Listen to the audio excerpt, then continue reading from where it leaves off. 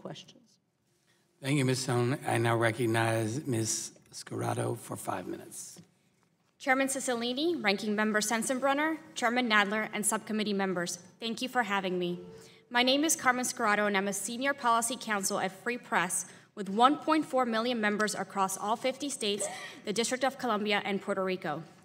We strongly oppose this merger.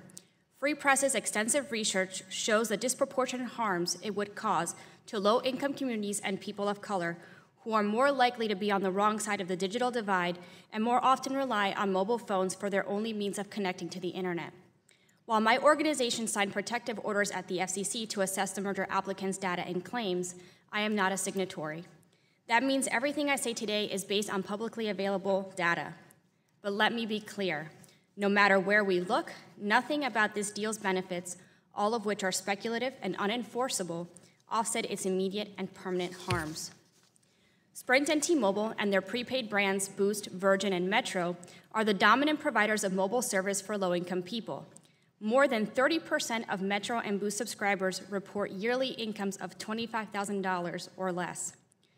Due to structural and systemic racism, people of color are disproportionately represented in these demographics. T-Mobile and Sprint customers are far more likely to be people of color than are AT&T and Verizon's. 56% of T-Mobile subscribers in 2018 identified as people of color, as did 45% of Sprint's. The reason that members of these communities choose Sprint and T-Mobile is very clear. Their plans cost less. As our research confirms, these two carriers compete with one another vigorously. They are each other's closest competitors. They serve price-conscious customers that AT&T and Verizon are content and able to ignore. Both T-Mobile and Sprint have been mavericks, taking customers from each other and from the big two carriers as well, after the government rejected previously proposed horizontal mergers like this one. My full testimony touches on T-Mobile's inflated 5G efficiency claims and exaggerated rumors of Sprint's death used to justify this deal. But I'll focus my remaining time on 3 facts illustrating the harms to these most impacted communities. First, no matter how antitrust enforcers define the product markets, this deal would consolidate already highly concentrated markets, and it would eliminate choice for customers who want or need to pay less for essential communication services. Our FCC filings document how T-Mobile and Sprint's prepaid and postpaid brands compete, countering each other's innovations and offers in ways that benefit price-conscious customers and exert some discipline on Verizon and AT&T as well. T-Mobile and Sprint both offer lower price options than their larger rivals. Don't believe the party's funny math suggesting that having fewer competitors somehow strengthens competition. This is a 4-3 merger nationally and closer to a 3-2 in the prepaid market. It would reduce choice for all lower price plans that don't require customers to pass discriminatory credit checks or finance devices through the carrier. Second, the merger would increase prices. In their filings, Sprint and T-Mobile don't even hide the likelihood that prices would go up for their postpaid and prepaid customers alike. That's right. Their own economic models say prices would go up. T-Mobile's price pledge is riddled with loopholes and does nothing to allay this concern.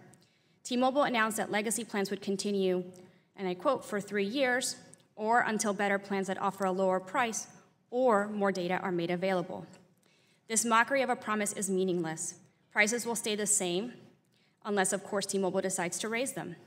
Just as T-Mobile did with its initial attempts to hide this fact, the carrier gets to decide whether a more expensive plan is better for you, even if it offers more than many customers might want, need, or be able to afford.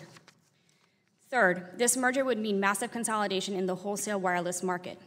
Reducing wholesale supply would raise costs passed along to the retail customers of all resellers.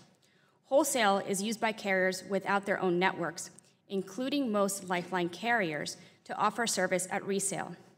Throughout my career, I have been a strong defender of Lifeline because it helps the most vulnerable in society stay connected, providing just $9.25 a month to defray the high cost. Lifeline is dependent on a well-functioning wholesale market. Consolidation would further widen the quality gap between wireless Lifeline offerings and non-subsidized plans. In sum, you should closely scrutinize the too-good-to-be-true claims made by these two companies. You should also consider the real-world impacts of on communities that struggle with high price of connectivity and often find themselves on the wrong side of the digital divide. Thank you, and I look forward to your questions.